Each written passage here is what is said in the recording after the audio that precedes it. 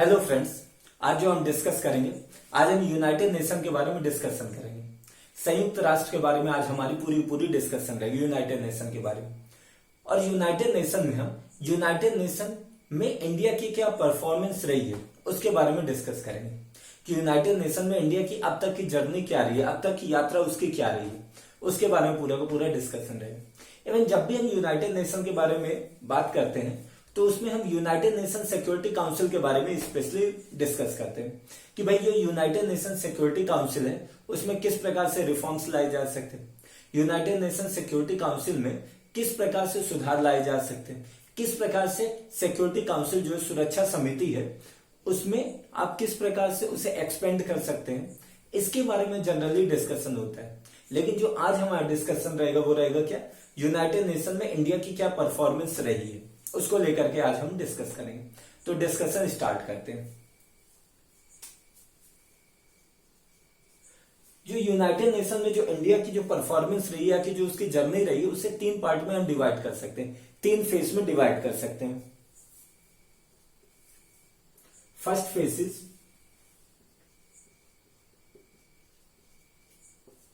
पहला फेज हो गया 1947 से 1990 तक, यानी 1947 से 1990 तक इस first phase. Second phase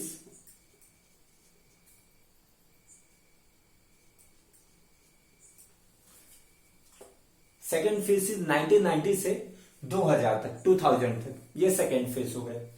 third phase is 2000 से 2020 तक, कि 2001 से 2020 तक, इट्स द थर्ड फेज। इसे आप 21st सेंचुरी भी कह सकते हैं। तो ये तीन फेज में यूनाइटेड नेशन में जो इंडिया की जो परफॉर्मेंस थी, जो इंडिया की जो जर्नी थी, अपन तीन फेज में इसे डिवाइड कर लेते हैं। पहले फेज से स्टार्ट करते हैं।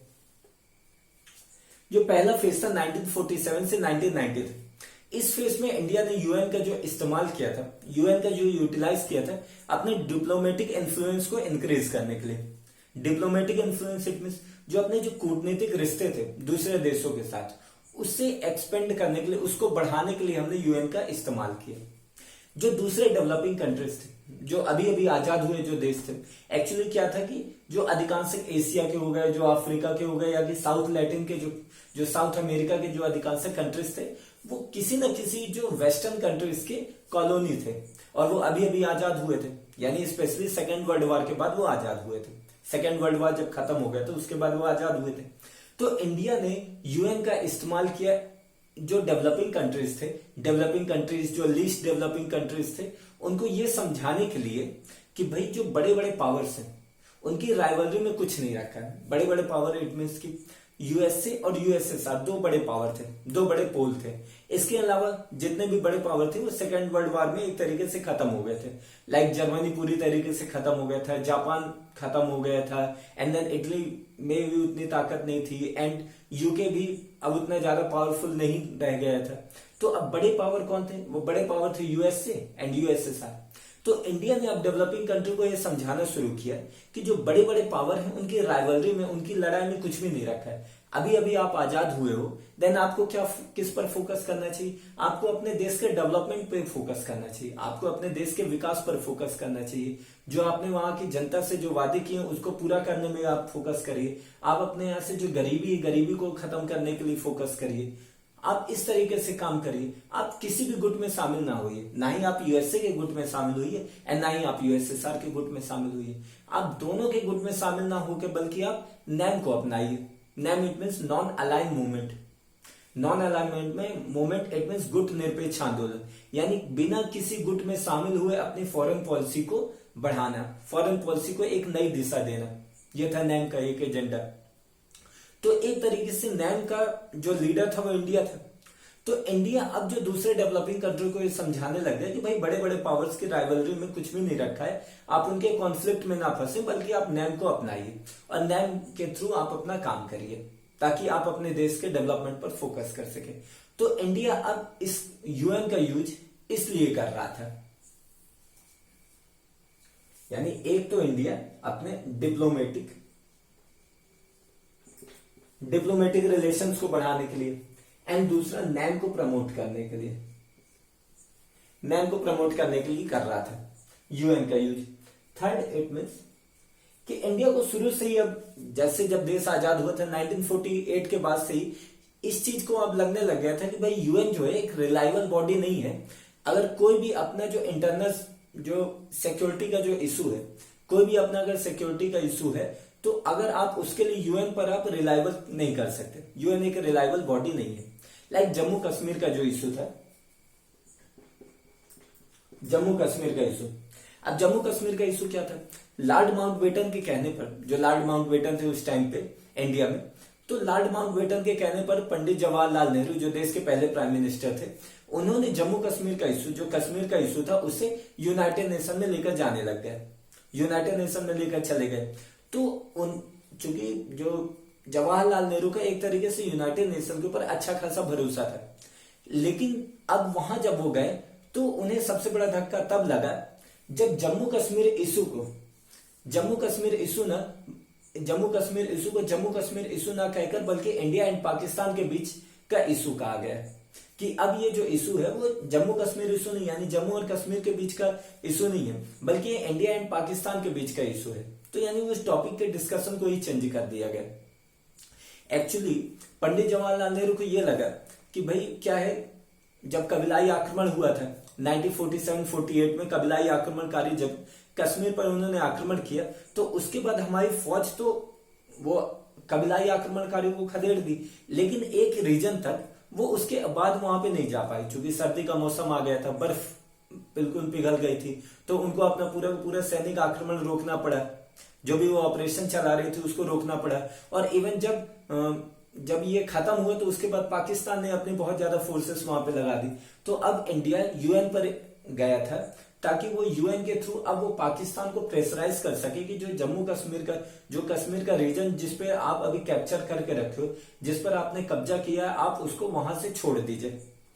अब यूएन पाकिस्तान के ऊपर प्रेशराइज करे कि अब पाकिस्तान कश्मीर के उस हिस्से को छोड़ने के लिए तैयार हो जाए। लेकिन पंडित जवाहरलाल नेहरू को सबसे बड़ा धक्का तब लगा कि जब इस इशू को पूरा पलट दिया गया।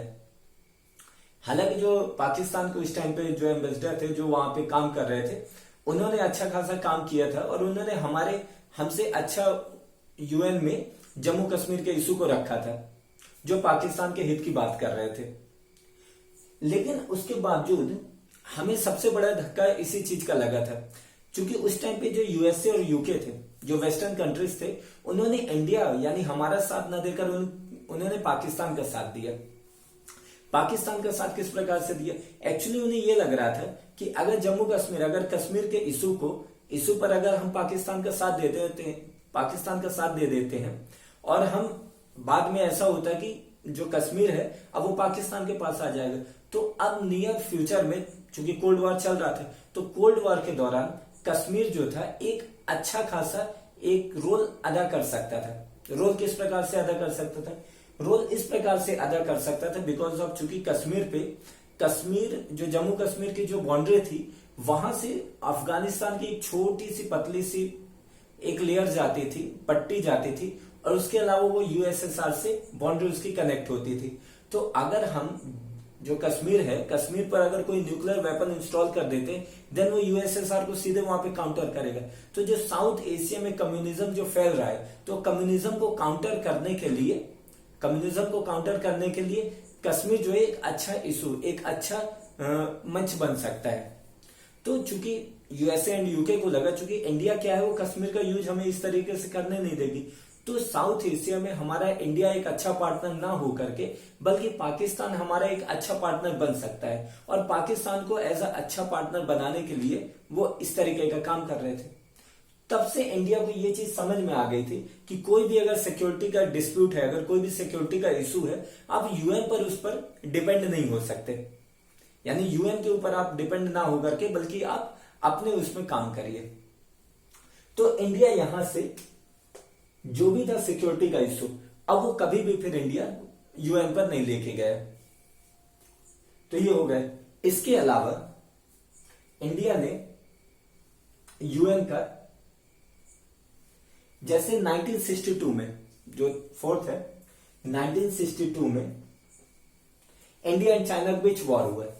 जो भारत एंड चीन के बीच वॉर हुआ एंड इंडिया एंड चाइना के बीच वॉर हुआ, तो इंडिया को यह लग रहा था कि भाई जो दूसरे नैम के जो मेंबर हैं, क्योंकि नैम का तो लीडर इंडिया था और NAM as a foreign policy हम अपनी चला रहे थे, तो इंडिया को लगा कि जो दूसरे नैम के जो दूसरे नैम के मेंबर है वो इंडिया का साथ देंगे, ना कि वो चाइना का साथ देंगे। बट जो दूसरे नैम के मेंबर थे उन्होंने किसी प्रकार से साथ इंडिया का नहीं दिया, यानी ना ही उन्होंने अपनी फोर्सेस भेजी एंड ना ही वो एक तरीके से ना ही उन्होंने चाइना को क्रिटिसाइज किया।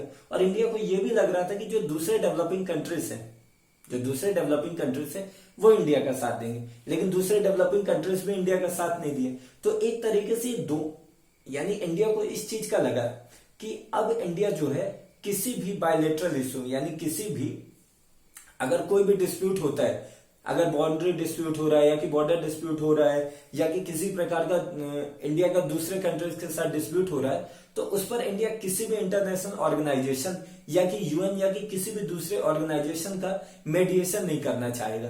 दूसरे जो इंटरनेशनल ऑर्गेनाइजेशन उसका मेडिएशन नहीं चाहेगा। तो फिर इंडिया यहां से इस चीज को समझा। तो फिर उसके बाद जब भी कभी इंडिया के जो पड़ोसी देश होते थे, जो नेबर कंट्रीज होते थे, अगर वो ऐसा कोई इशू लेकर के भी आते थे, तो इंडिया उसको अपना इन्फ्लुएंस लगा करके यूएन में किसी प्रकार से वो मेडिएशन करवाना चाहते थे उसको रोक देता था। और ऐसा ही हुआ था जब 1971 में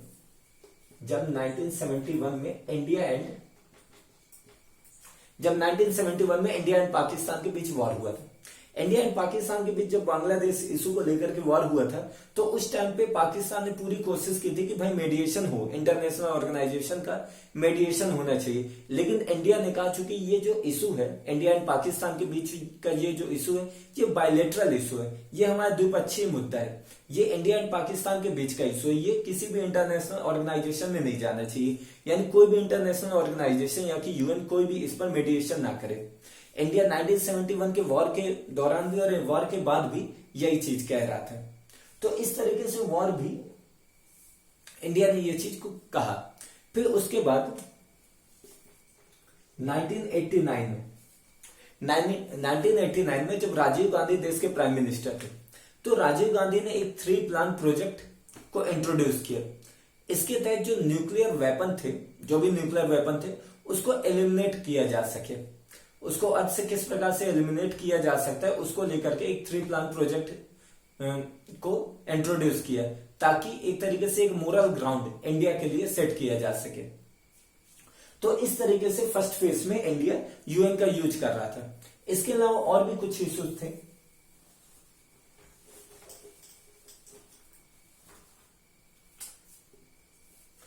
और किस प्रकार से इंडिया फर्स्ट फेज में यूएन का यूज कर रहा था, एंटी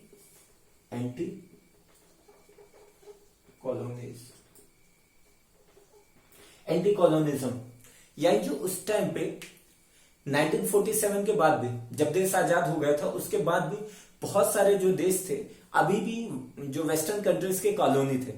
तो इंडिया का यह कहना था कि भाई यूएन एक ऐसा प्लेटफॉर्म बन सकता है जहां जितने भी जो कॉलोनीज हैं, जो देश आजाद नहीं हुए, उन्हें भी हम आजाद करने के लिए एक प्लेटफॉर्म का यूज कर सकते हैं यूएन में। हम यूएन में उन्हें क्रिटिसाइज कर सकते हैं कि भाई आप उनको भी आजादी दिलवाएं। उस कंट्रीज के भी जो मेंबर हैं वो यूएन में आ सकते हैं, दूसरे इंटरनेशनल ऑर्गेनाइजेशन में आ सकते हैं और अपनी आजादी के लिए बात कह सकते हैं।